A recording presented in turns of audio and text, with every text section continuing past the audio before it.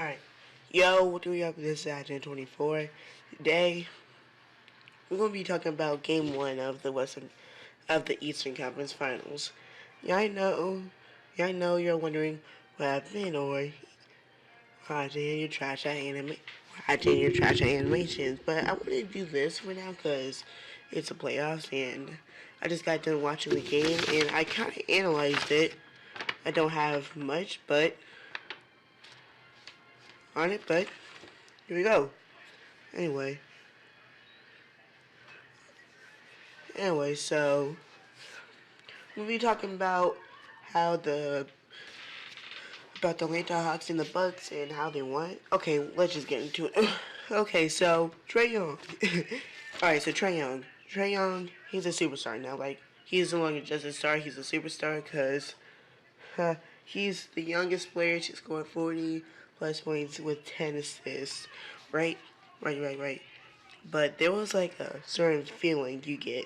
Like, if you were a basketball fan like the 1980s, early 1990s, you know that feeling of Magic-esque basketball since he threw crazy passes that kind of felt like Magic Johnson passes at times. And then he was unstoppable. Like, it kind of speaks for itself, but also on great efficiency, which is another thing, since he drastically improved his efficiency since he was like 5 for 36 in Game 7, even though he had some big shots in that series,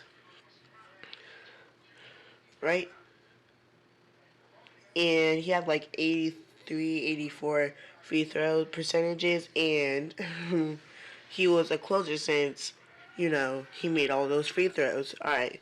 But that would not be possible if not for John Collins and Clint Capella, since John Collins best said by himself, best quote by John Collins, that he's not like a first half player, but then he goes on at the second half. So that's something about John Collins, and that is proof in the pudding, since like I kind of like feel his presence, but like it was because like Trae Young was like sending him for like all those passes, which is like another thing itself. But I didn't like really like feel it until like the second half, where he kind of feels like a two-way player now, because like, to be honest,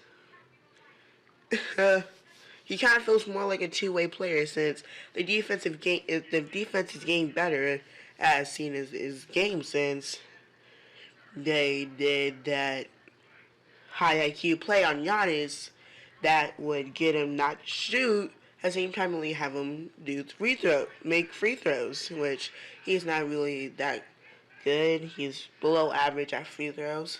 Let's get that in mind. But John Collins, he had his impact like later in the game, like 1 minute, like under 2 minute mark. And he hit that corner three that got them a point behind the Bucks, right? Because Trae Young set him up for that, but he still made it. So John Collins showed up clutch. And keep in mind that he scored 23 points and had 15 rebounds. Rebounds was very important for the Atlanta Hawks, right? And Clint Capella, alright, he got a couple of blocks on good defensive plays on Giannis. Had a couple of good defensive plays, but in that pure moment, he did a true big man move. And something you gotta know about me as a basketball fan is I like my big men. Okay? Like, I like it when someone get the rebounds and put it back up, right? Or just bully someone in the paint. I like that. So to see Clint Capella do that, it kind of gave me like a smile on my face, even though the Bucks, I was rooting for them. Yeah, if you're rooting for the Bucks, you can't really hate on Trae Young because he had an historic game, like 48 points, 11 assists. That can't go ignored. And after that, he's a superstar. And I heard someone say that's very close to me that hey, he's not a superstar yet. Which I get like a question though. How's he not though? Because even if he had like a bad game in Game 7, he had some like key shots. And like that person was criticizing Trae Young for that, which was warranted because his efficiency was not there. Alright, but he once again kind of proved himself there. Alright, John Collins, a good game. Clint Capella, very clutch. All around very clutch. Trae Young, he's a superstar. Now let's go to the Bucks, right? Let's go to the Bucks and see why they lost. Well, you can look at a couple of plays. Like Pat Cunningham, he pulled a J.R. Smith. Wait.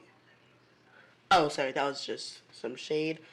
And they weren't properly guarding Trae Young, as we can see, because they were guarding the paint and not really the perimeter in that play with the shrug. And you can see as like that is like a key moment of the game because that kind of represents what they were kind of doing. Like their perimeter play was not that good per se. Like they didn't really lock up Trae Young, but in the beginning they did and they got the lead, but then kind of fell because we all know that the Atlanta Hawks are an organization built off of mental strength and being relentless.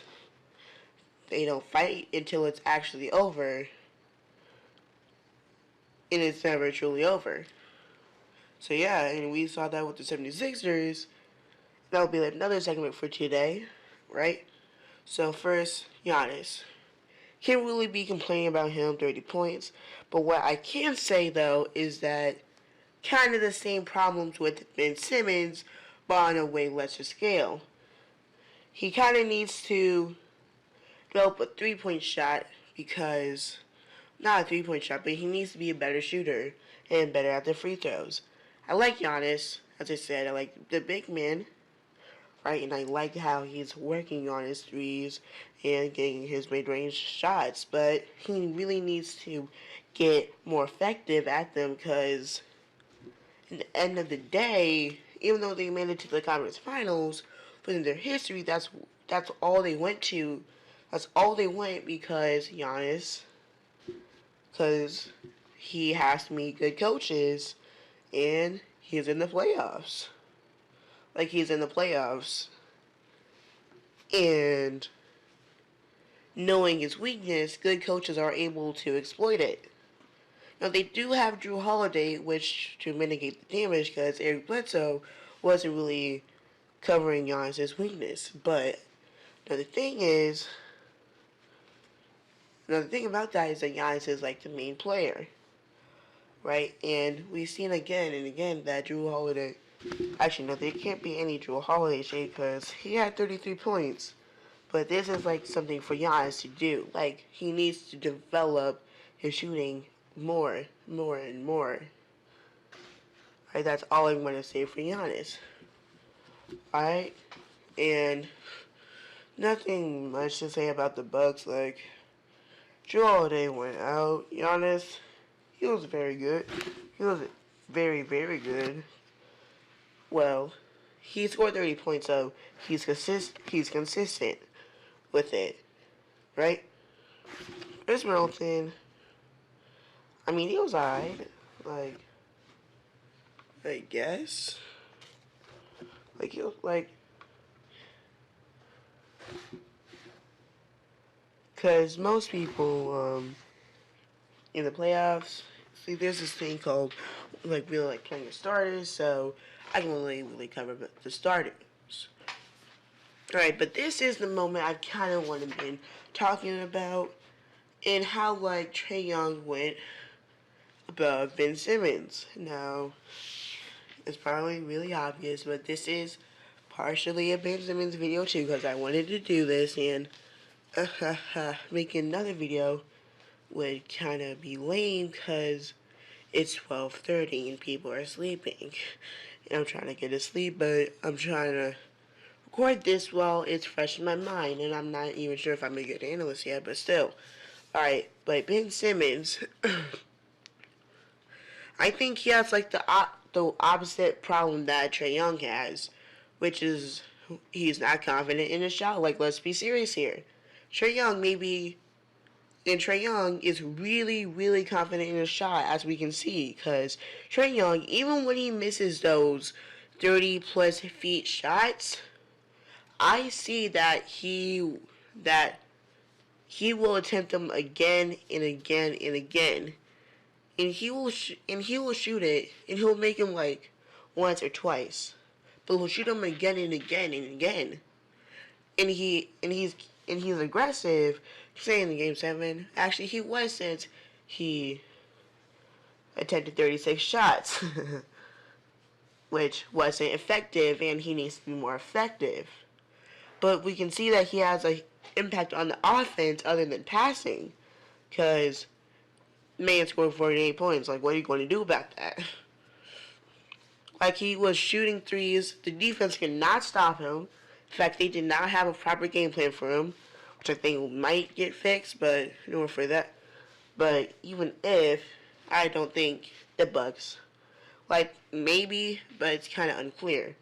And that the Atlanta Hawks are legit, but the 76ers were supposed to be legit.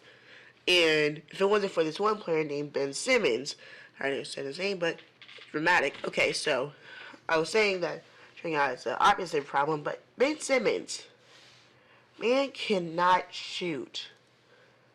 Like, a very close person that was very close to me, well, still is, was like, well, Ben Simmons, he will develop a three-point shot, and I still believe in him. Which I say that is, I mean, okay, I believe in him on a non-playoff team. Like, he's already on a contender with Joel Embiid, and with Jimmy Butler, they were contenders. But then Jimmy Butler left, and it was a pretty avoidable situation because Ben Simmons wasn't really that satisfied with his off-ball play, which kinda is like, I mean, okay, because he might have been worried that it would have blocked his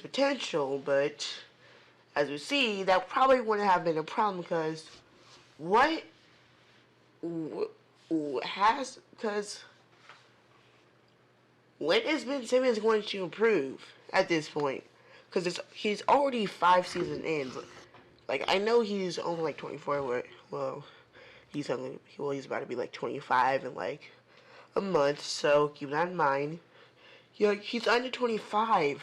Yeah, but at the same time though, it's when do we start writing these players off? Because we said that for Andrew Wiggins, and he hasn't improved. Think about Ben Simmons, that he's not even a late bloomer, because he made it to the All-Star team and third team defense. Well, but he was on defensive teams, right? And so with that, why isn't he good in the playoffs? Man, he only shot 4 shots in a game 7. 0 shots in the 4th quarter. In the game, I was like, where did Ben Simmons go? Because he had 0 to none impact. And when he passed that open dunk, that's when I was like, yeah, the process isn't working. Because you can't really believe in Ben Simmons, because he might get a jump shot. Because he hasn't really been trying to get the jump shot. Like, I know Giannis is trying to, and I respect that. Alright? But Ben Simmons, he's a coward. Like, I'm not even saying that to be me. It's just, I'm just being brutally honest right now. Like, he's a coward. Because he refuses to shoot the ball at all in a game 7 in the most important game of his career, if not one of them, so far. Like I say, top 3. And he, time and time again, refused to shoot and absolutely refused to initiate himself in the offense and assert himself. And he had 13 assists. Oh, wow, congratulations. And that's the whole thing with Ben Simmons. What offensive utility does he have except being able to pass and being athletic?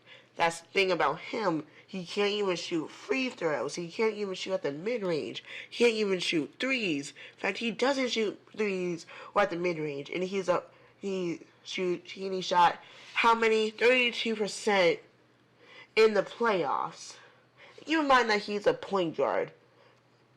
Right? He's a point guard of the 76ers. And if he was a point guard, then he would be a small forward. Keep that in mind. He can't shoot. He was 32% at the free throw line. What else? He's great defensively. Like, sure, he's great at passing. But you know what? He would be better as a role player than the second option to the team. Because if you can't score, you can't score on all 3 levels, or at least score on 2 levels with the mid-range shot, then you can't be the second option to the team, or even third. Because Tobias Harris is filling that role. Tobias Harris, keep in mind. He was supposed to be the second option. It was supposed to be between Joel and Ben's team. But whose team is it, though? It's Joel Embiid's. And the problem with Ben Simmons is no Sixers fans, and I feel you guys on this one, and y'all are fed up with Ben Simmons, and I am too. Okay? Because I'm done. Like, I'm done with him. But there's no way that a 76ers GM should be like, Ben Simmons still has a lot of potential since he's 24, but about to be 25. Has been in his 5th season in the NBA, mind you, and he hasn't made any strides to improve, and he's been stagnant for the last 5 years. Right? And so, I'd be surprised if the GM was like, well, we are in Joel Embiid's prime, and Ben Simmons has not made any strides to become a better player in the past 5 years. So how do we waste Joel Embiid's prime even more and keep Ben Simmons on the team? Like, that's just not how it's going to work. And, like, they're probably going to go for Jimmy Butler, to be honest. Like, I'm just going to be honest here. Because, like a line guy. I mean, like, they'd probably try to get Jimmy Butler, in which I kind of agree with, to a point. And I